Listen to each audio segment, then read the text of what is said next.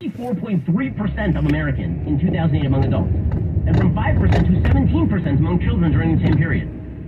The prevalence of extreme obesity also increased during 1976 to 1980 and 2007-2008, and approximately 6% of U.S. adults now have a BMI of 40 kilograms per square meter or higher. The United States is not alone in experiencing an obesity epidemic. Similar increases in the prevalence of obesity have been reported in developed countries such as England, and in countries where obesity was formerly rare.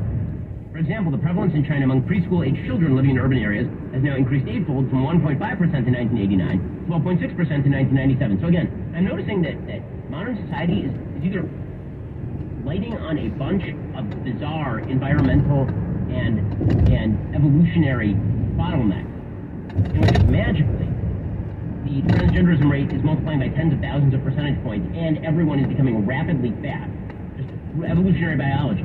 At the end of possibly our culture is broken.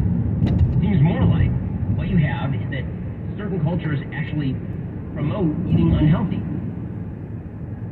Now, there are certain cultures where the diet is just different, right? I mean, if you go to cultures in the Asian Pacific region, you'll find that these are disproportionately overweight places, right? The Cook Islands, actually, is the most obese country in the world, followed by Nauru, and Samoa, and Tonga, and Tuvalu, right? These are all countries that are in the Pacific Asia region. The United States, however, is apparently on the list. The United States is the fattest of the westernized countries. If you look at the obesity rate in the United States, it's currently 36.2%. By the way, the total obesity rate for both men and women in Nauru is 61%. Wow. The United States is about 36%. And then it's Jordan, Saudi Arabia, Egypt, and this, by the way, this is one of the reasons why when people make a comparison between the health outcomes in the United States and the health outcomes in, say, Norway, that is complete apples to oranges. So maybe we should focus in on the fact that we have an actual obesity crisis in the United States rather than appointing people to make people feel good about the weight that they are carrying around, rather than telling them that they actually need to lose that weight. It's having pretty significant downstream effects, not just on the health of the nation, but on things like the military and our ability to recruit in the military. According to a 2018 RAND report featuring roughly 18,000 randomly selected participants across each of the service branches, 66% of service members are considered to be either overweight or obese. One of the big problems we are having in recruiting people to the military is that you're supposed to not be a giant fatso when you go into the military, and too many people are showing up and they can't actually pass the tests. This does correlate with the obesity epidemic plaguing in the United States, where as of 2015, 1 in 3 young adults are considered too fat to enlist. One of the reasons, by the way, a huge number of people died in the United States of COVID is because we are a super fat country. When people like Joe Rogan mentioned this and suggested, hey guys, maybe as a first resort we ought to go to the gym and lose weight, made people feel bad. Instead, we have to promote fat positivity, and we have to suggest that you are healthy at any weight. You are not healthy at any weight. If you are 100% weight, you are 100% not healthy at that weight. Stop pretending that making people feel validated about how they look is somehow more important than protecting their health by telling them the truth about the health effects of what they're doing. If that were the case, by the way, then you know it looked really cool in like the 1940s and 50s? Smoking. It looked super cool. Watch all the movies. All the cool kids were doing it. And then it turns out it kills you of lung cancer. And so he said to people, hey, you know what you should stop doing? Smoking. And people stopped smoking. And now we have, I guess if smoking were a full public health issue right now, at the level it is, I suppose now we'd be appointing people to government agencies to say that really smoking is just a brain disorder. After all, addiction is a brain disorder. Just the foolishness knows no bounds. This is the Ben Shapiro Show.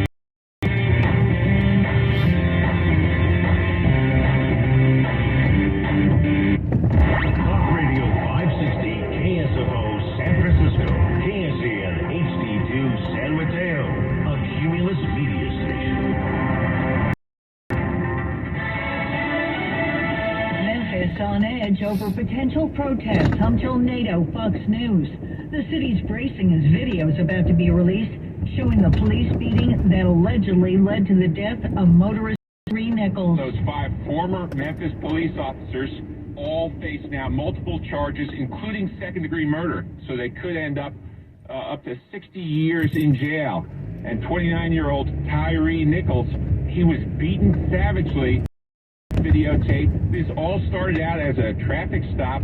Tyree Nichols was accused of reckless driving. There was a confrontation confrontation at the car. He ran, and then there was a second confrontation. The final beating took place less than a minute from his house where he lived with his parents.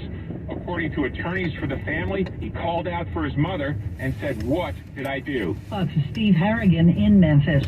We'll soon see of the police response to the attack on Paul Pelosi. The Superior Court in San Francisco says it will release today video from the night last October when Nancy Pelosi's husband, Paul, was attacked by a man in their home. It will include footage from the police officer body-worn cameras and the Pelosi's home surveillance system. The former Speaker of the House says she has no plans to watch it. It would be a very hard thing to see an assault on my husband's life. The San Francisco DA's office argued against releasing the video over concerns it could be used to spread false information. But San Francisco Superior Court Judge Stephen Murphy there was no reason to keep the footage secret. Sean Banchel, Fox News. The National Archives is telling several former presidents and vice presidents to look at their personal records for any classified documents. That comes after the discovery of sensitive material found at the homes of President Biden, former President Trump, and former Vice President Pence. America's listening.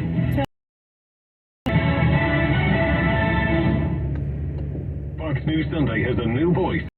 Is Shannon Green. I've spent more than 20 years covering stories that matter to Americans. Variety says Shannon Green launches a new era.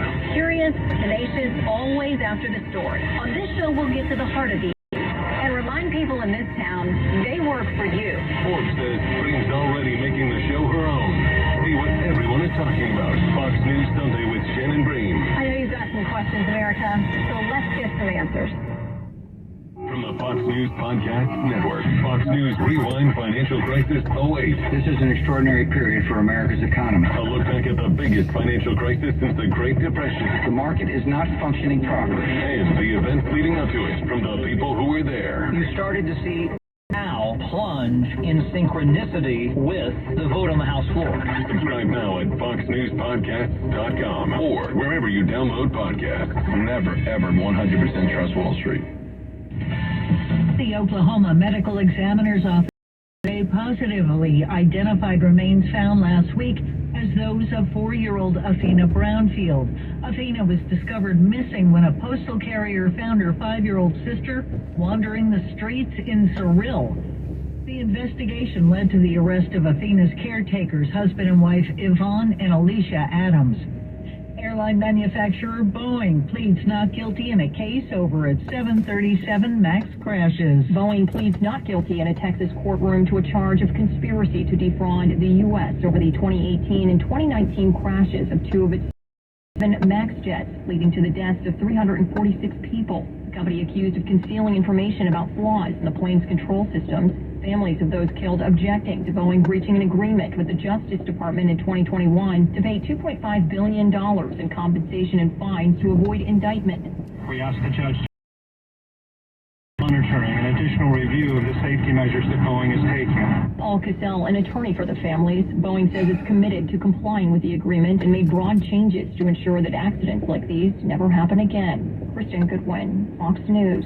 Some people who rented hotel rooms on the Las Vegas Strip are suing, accusing hospitality companies of price fixing. The class action suit names MGM Resorts, Caesars Entertainment, Treasure Island, and Wynn Resorts.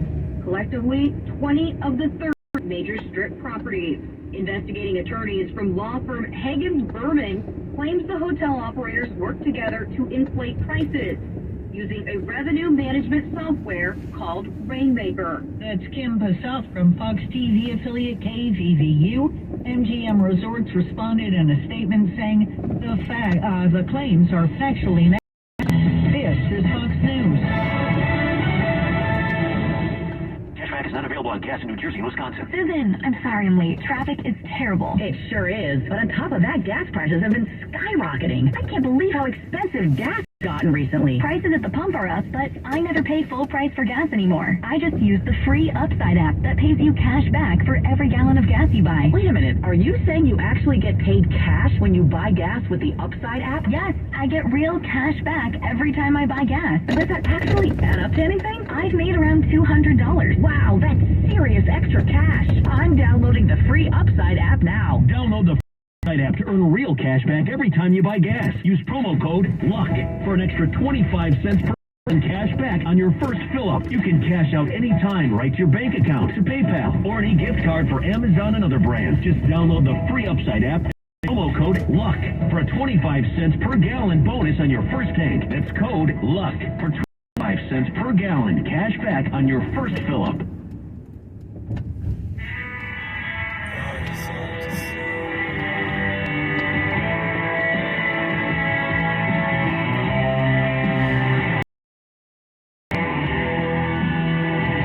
Show. A New York City courthouse adorns its buildings with a satanic monument to abortion. The statue is creepy, also hideous. In fact, our whole society is plagued by hideous and creepy artwork. It's all part of a plane today. Also, Project Veritas caught a Pfizer executive on camera, and what he reveals is truly explosive. We'll talk about that. And Google has massive layoffs leading to some unintentional TikTok videos. We'll take a look at those today. All of that and more today on The Matt Walsh Show.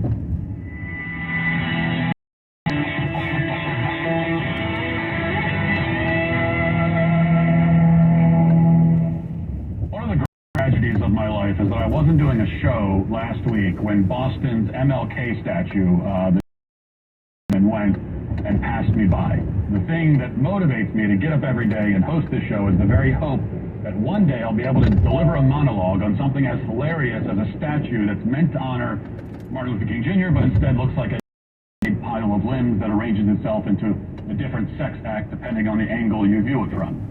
It's supposed to be a memorial to King, but the sculptor accidentally made a memorial to porn. I assume it was an accident. Whether he meant for the thing to be sexualized, to be sort of a sexualized three-dimensional Rorschach test, is anybody's guess. But we do know that what he created, whatever the intention was, $10 million hunk of garbage. There's a lot to be said about the subject, not just to simply point and laugh at it, but also to discuss the continued and rapidly increasing uglification of society. This is a process that is deliberate and systematic. Beautiful art is taken down and replaced by hideous nonsense. Why is this happening? What is the end game? These are the important answers, so I thought, to talk about them. It is until New York City came to the rescue. Only a week after the MLK sex sculpture revolted and amused us all, NYC has made their own contribution to the conversation. They are attempting, I might say, to recover their crown as the ugly statue capital of the country. And with this latest eyesore, they may have succeeded. An article from Time Out, which is a New York City news site, says 9 men from history and religion perch atop the courthouse near Madison Square Park. Now, for the first time, the representation of a woman has joined their noble rooftop plinths. Hava to breathe air light, by artist Shazia Sikander, focusing on things of justice, has brought stunning golden sculptures to Madison Square Park and the nearby courthouse at 27 Madison. Inside Madison Square Park sits Witness, a monumental female figure measuring 18 feet tall and wearing a hoop skirt inspired by the courtroom's stained glass ceiling dome. The figure's twisted arms and legs suggest tree roots, referencing what the artist has described as the self-rootedness of the female form. It can carry its roots wherever it goes. You can use your smartphone to bring the figure to life through AR technology. Adorning the nearby courthouse, now an 8-foot-tall female figure resembles the park sculpture, but a lotus symbolizing wisdom replaces the hoop skirt. Her horns indicate sovereignty and autonomy. The delicate collar nods to the late Supreme Court Justice Ruth Bader Ginsburg, who often wore detailed colors with her traditional black robe. The statue, the only woman represented, sits next to figures including Confucius, Moses, Zoroaster. At last, this work puts a female figure on a level plane with traditional patriarchal depictions of justice and power. Well, not quite a level plane, because those other sculptures are legitimate works of art. This one is a satanic monstrosity. It's a woman with tentacles for arms and horns on her head, something like a doodle that a very disturbed 10-year-old might draw. It's the kind of thing that the child in the horror film sketches in his notebook right before his parents realize he's possessed. And on top of all that, it looks cheap, as though it was sculpted out of plastic. It looks like it was made of green toy toy soldiers that you buy in a bag at the dollar store. This is modern art in a nutshell. Cheap, ugly, stupid, and vaguely, or not so vaguely in this case, demonic. New York City, by the way, is no stranger to ugly statues. Confused us all with a monument sculpted by a, quote, conceptual artist and placed outside the Rockefeller Center that looks like a giant cartoon head, something that a not very talented caricature artist might sketch. Really, it looks like a parody of African art. This is black, so he escaped the racism charge, I guess. But he certainly cannot escape the charge of being a talentless hack, which is what he is. While New York litters its streets and buildings with these unsightly lumps, it's also actively removing its good art. Just a few days ago, the city finally removed the statue of Theodore Roosevelt that has adorned the outside of its Museum of Natural History for nearly a century. The statue is that the depiction of a black man and a Native American man walking alongside Roosevelt makes the whole scene somehow inexplicably racist.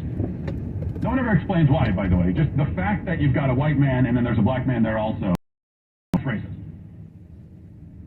But the real reason it was taken down is that the work of art commits two unforgivable sins in the modern age. One, it memorializes a heroic white man, which of course you can't do. And two, it's beautiful. Now, it's a beautiful work of art. And beautiful art is no longer allowed. Of course, you don't need to live in Boston to have your eyes assaulted by these memorials to ugliness.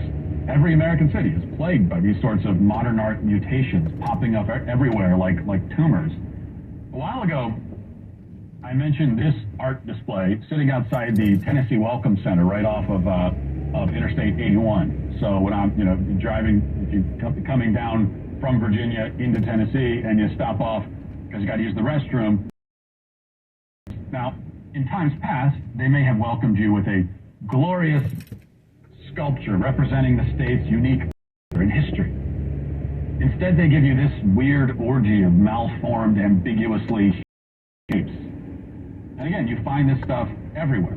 We were visiting Asheville, North Carolina, not to be confused with Nashville, Tennessee, not long ago, and we found ourselves gawking at this towering pile of shapeless scrap metal, which the artist calls passage. It should have just been called tetanus. And we could go on with examples. In fact, a Twitter follower, this might be the worst one. A Twitter follower sent me this photo that I had to look this up because I didn't quite believe that it was real.